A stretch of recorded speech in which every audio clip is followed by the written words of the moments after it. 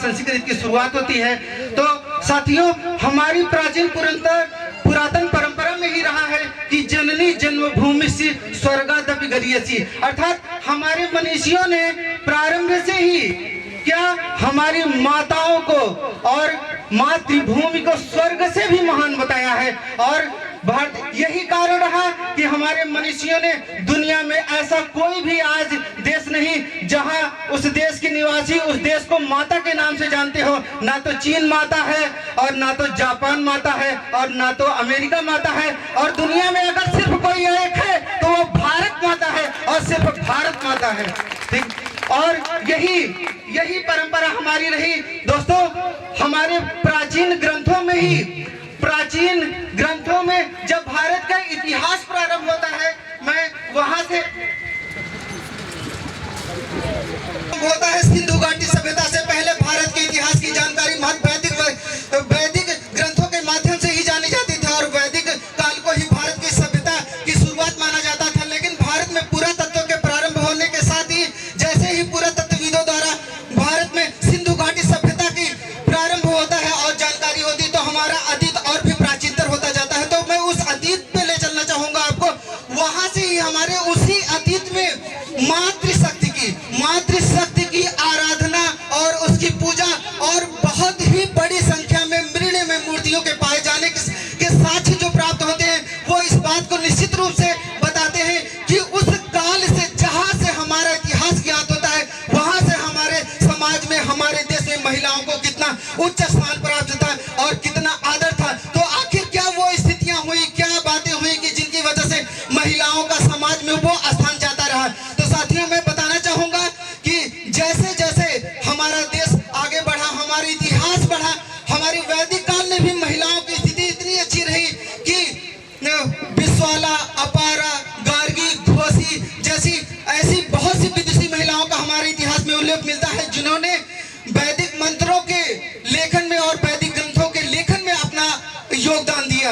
और उस काल में भी हमारे समाज में महिलाओं को पुरुषों के साथ यज्ञ में बैठने का पूरा अधिकार था। लेकिन धीरे धीरे जैसे ही साम्राज्यवादी व्यवस्था प्रारंभ होती है और लोगों के द्वारा एक भूमि के टुकड़े को अपनाए जाने के, अपने अधिकार में किए जाने की बात प्रारंभ होती है, और वहीं से शुरू होता है उत्पादन कार्य, और लोग अपनी तेजी के साथ वृद्धि करते जाते हैं। और विकास की इसी पहली में पितृसत्तात्मक समाज के कुछ वाहकों द्वारा बड़ी ही चालाकी के साथ समाज की उत्पादन के कार्यों से महिलाओं को विरत कर दिया जाता है, और वहीं से समाज में महिलाओं का डिक्लाइन अर्थात पतन प्रारंभ होता है। और तब से ये लगातार चलता ही गया, और मध्यकाल में आते आते स्थिति बहुत ही दयनीय हो गई। दोस्तों, मैं आपसे बताना चाहूंगा कि यहाँ पे उपस्थित सभी जितने भी वक्ता आए, सभी ने एक ही बातें कही कि महिलाओं का शोषण पुरुषों के द्वारा किया गया।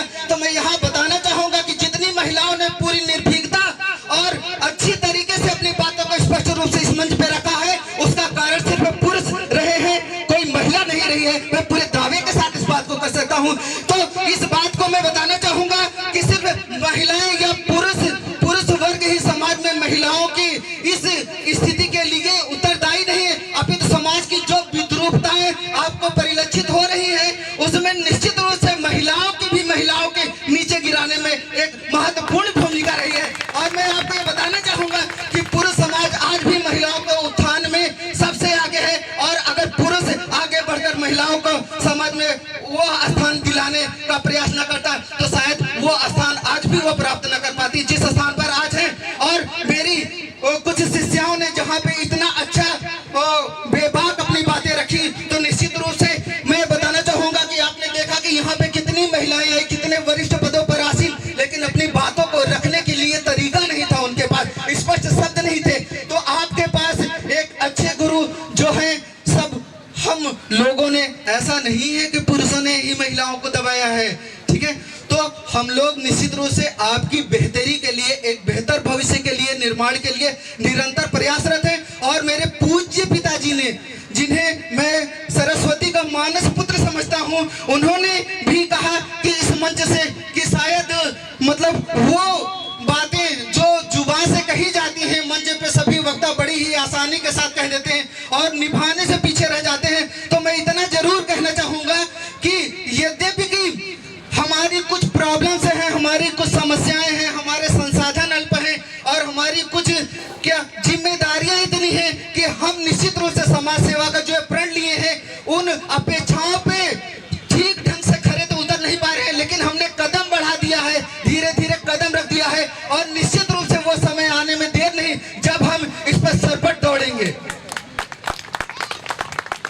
और मैं उन्हें विश्वास दिलाना चाहूंगा कि मेरा यह प्रोग्राम सिर्फ बातों तक और लफ्ज़ों तक ही सीमित नहीं था। मैं चाहता था कि यहाँ पे महिलाओं का सम्मान में उनको एकत्रित करें और मैं वहाँ पे उन महिलाओं का उनसे परिचित कराऊं और महिलाओं के प्रति हो रहे उन अत्याचारों के लिए उन महिलाओं को जागरूक करके उनको खड़ा करो। और जब भी किसी एक महिला पर प्रहार हो तो ये सारी महिलाएं जितनी बैठी थी सब एक दिन फिर से वैसे ही इकट्ठा होकर उस जुल्म के खिलाफ आवाज उठाएं।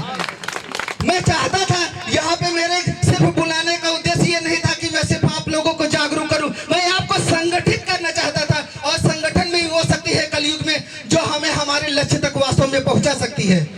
तो साथियों, हम चाहते हैं कि हम बदलाव करें समाज का। आखिर ये रिलेवेंस क्यों रहा, आखिर ये प्रोग्राम की महत्ता क्यों रही। आप अभी लोगों ने कहा कि महिलाएं, आज हम क्यों उन चंद ही महिलाओं का नाम रटते हैं, क्यों बार बार वही इंदिरा गांधी, वही एवरेस्ट फतेह करने वाली महिलाओं का नाम होता है। मैं चाहता हूं उस पंक्ति में आपका नाम हो, आपका नाम हो, आपका नाम हो। मैं ये चाहता हूं कि यहाँ आप खड़ी हो, आपका नाम पुकारा जाए और आपके नाम की जय जयकार हो। मैं वो चाहता हूँ महिलाओं में, समाज में आज जो दबी कुचली महिला है, मैं उनकी बातें करने के लिए आया था। मैं यहाँ पे मैंने उन महिलाओं को बुलाया था कि वो जो जागरूक है, जो हमारी बातों से सीख ले, वो समाज में जो महिलाएं समय निकाल कर नहीं आई है उनको जागरूक करने का प्रयास करें, उनके एम्पावर की बात करें। आखिर आवश्यकता क्यों है सशक्तिकरण की। वास्तव में ग्रामीण महिलाएं, आज हमारे देश की साक्षरता दर इतनी, क्या महिलाओं ने से साक्षरता दर को भारत का इतना बड़ा नाम विदेशों में हो रहा है, तो भारत की सरकार क्या चाहती है कि हम किसी तरह से साक्षरता दर को सिर्फ अपने बढ़ा लें। साक्षरता दर को बढ़ाने का प्रयास किया जा रहा है, ना कि शिक्षित करने का प्रयास किया जा रहा है। काखा गाघा को सिखा करके सिर्फ अपनी प्रतिपूर्ति की जा रही है और 66%, 67% के आंकड़े दिए जा रहे हैं महिलाओं के शिक्षा के। ऐसे कदापि आपका उत्थान नहीं होना है। उत्थान होना है आपके एम्पावरमेंट से, आपके सशक्तिकरण से। और आप सशक्त तब होंगी जब वास्तव में आप शिक्षित होंगी। और शिक्षित होने के साथ साथ ग्रामीण महिलाएं जो हमारी ग्रामीण परिवेश में रही हैं, जो शिक्षित नहीं है, उन तक चलकर हम उनके एम्पावर के लिए, उनको अपने स्वावलंबी बनाने के लिए, क्योंकि स्वावलंबन ही हो सकते हैं। स्वावलंबन, अगर हम दूसरे के प्रति आश्रित हैं, आज आश्रित हैं, तो अगर हम किसी के प्रति आश्रित हैं तो अपने फैसले नहीं ले सकते हैं। तो ऐसी स्थिति में हमें स्वावलंबी बनाना होगा। और मेरी संस्था का उद्देश्य भी एक ये है कि हम आप लोगों के स्वावलंबन की दिशा में अमूल्य योगदान दे। तो मैं यहाँ उपस्थित सभी अपने आकंदुक गणों से अनुरोध करना चाहता था, उनका सहयोग चाहता था, उनका समर्थन चाहता था कि वो हमारे साथ आए और जो भी लोग मेरा सहयोग कर सके, तो मैं समाज में महिलाओं के खिलाफ बढ़ते अत्याचारों की दिशा में कुछ कर सकूं, उनसे कुछ कमी ला सकूं। मैं एक आंकड़े के अनुसार बताऊं तो आज भारत की महिलाओं के प्रति हो रहे जो अत्याचार है उनमें निरंतर बढ़ती ही जा रही वो घटनाएं, उनमें उत्तरोत्तर वृद्धि होती जा रही है। अभी महिलाओं के प्रति जो घरेलू हिंसा है वो बढ़ती जा रही है। महिलाओं के बारे में कहा गया कि शहरों की महिलाएं जागरूक है तो उनके प्रति क्यों अत्याचार हो रहे, घरेलू हिंसाएं उनके प्रति भी आखिर क्यों हो रही है, ये घटनाएं क्यों नहीं रुक रही है।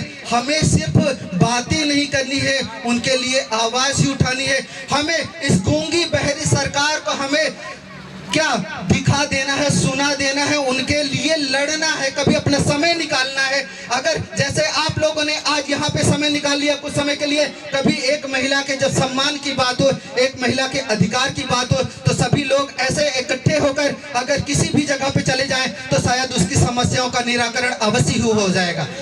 तो आज जरूरत है हमें इस बात की कि हम सबसे पहले क्या संगठित हों आपस में।